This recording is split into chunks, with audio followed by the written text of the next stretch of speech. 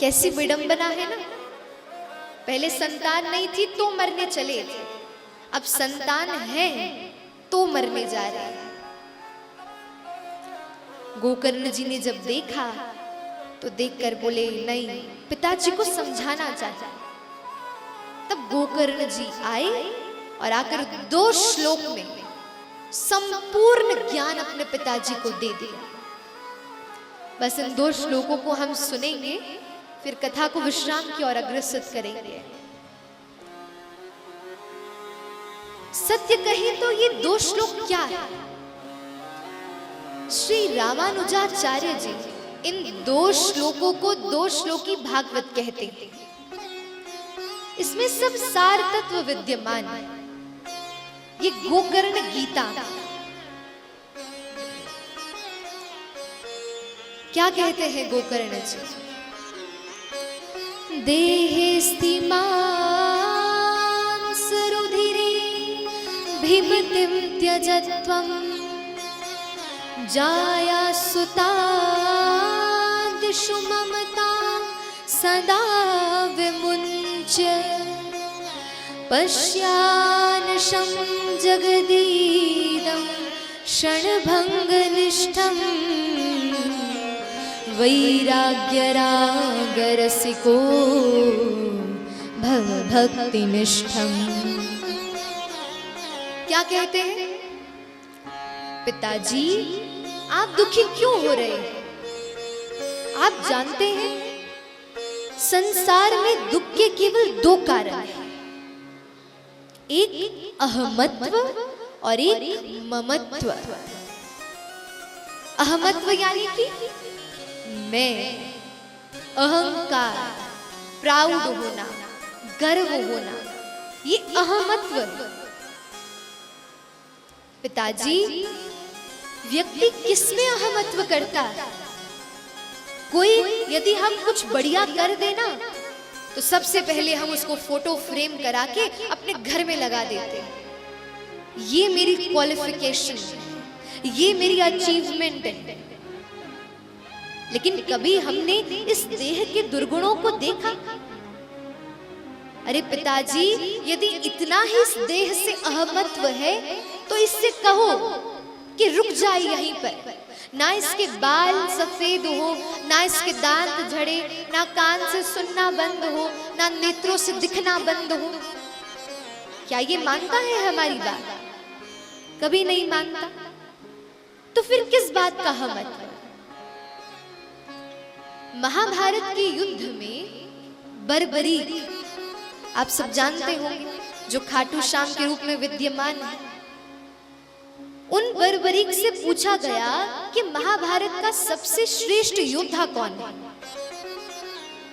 अब धर्मराज युधिष्ठिर अपना पटका सीधा करने लगे। अरे ये तो मुझे ही कहेगा, मैं नेतृत्व कर रहा था।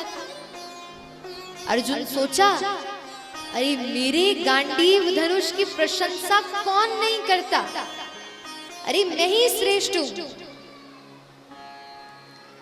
भीम सोचने लगे, अरे मेरे बल पराक्रम की तो कितनी बहुत बड़ी बात है। लेकिन बर्बरीक ने क्या उत्तर दिया? बोले मेरे हिसाब से बढ़िया सर्वोत्कृष्ट योद्धा कोई था तो वो श्री कृष्ण थे। सब सोचने लगे, अरे इन्होंने तो कोई युद्ध भी नहीं किया, उल्टा सारथी बने, एक शस्त्र अस्त्र भी नहीं उठाया, ये कैसे श्रेष्ठ योद्धा हुए? बर्बरीक बोले, अरे पांडव इस अभिमान को छोड़ दो कि तुमने ये कौरवों को मारा। अरे जिस पल ठाकुर जी का प्रवेश महाभारत के युद्ध में हुआ, उसी पल ठाकुर जी ने जैसे दृष्टि डाली इन कौरवों पर, उसी पल ये कौरवों की आयु क्षीण हो गई। मानो उसी क्षण से ही इनकी मृत्यु सुनिश्चित हो गई थी। हम कुछ बढ़िया कर दे तो हम बहुत गर्व करते हैं। अब हम अपनी बात बताएं। हम ऐसे स्थान पर बैठे हैं जहां सभी हमारी प्रशंसा करेंगे, सभी हमें बढ़िया कहेंगे, कोई बुरा तो नहीं कहेगा। लेकिन हम जानते हैं कि ये हमारा भाव नहीं है, ये हमारी श्रेष्ठता हो ही नहीं सकती।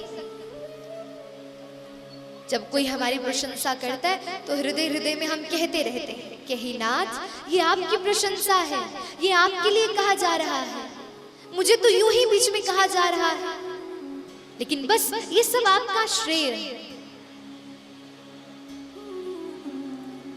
प्रशंसा को मत स्वीकार करो। सम्मानम कलयाति घोर घरलम, वृंदावन शतक में कहते हैं। इसलिए पिताजी अहमत्व को त्याग, और दूसरा ममत्व। मेरा पुत्र, मेरा पति, मेरी पत्नी, मेरी नौकरी, मेरा घर, ये ममत्व है। आज 1000 बालक मार्ग में खड़े होकर मदिरा पान कर रहे होंगे, धूम्रपान कर रहे होंगे, लेकिन उनको देखकर तो हमारा मन दुखी नहीं होता। लेकिन किसी नुक्कड़ में हमारे कोई रिश्तेदार का बालक मदिरा पी रहा हो, धूम्रपान कर रहा हो, तो हम गाड़ी से उतरेंगे, उसके 2 लगाएंगे, कान पकड़कर उसे लेकर जाएंगे। क्यों? क्योंकि ममत्व है, मेरा है। पिताजी, आपका कर्तव्य है किसी व्यक्ति को अनिष्ट से सुधारना।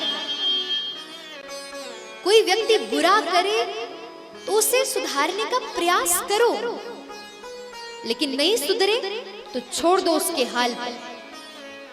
ठाकुर जी ने यदुवंशियों को खूब समझाया कि उद्दंड मत करो।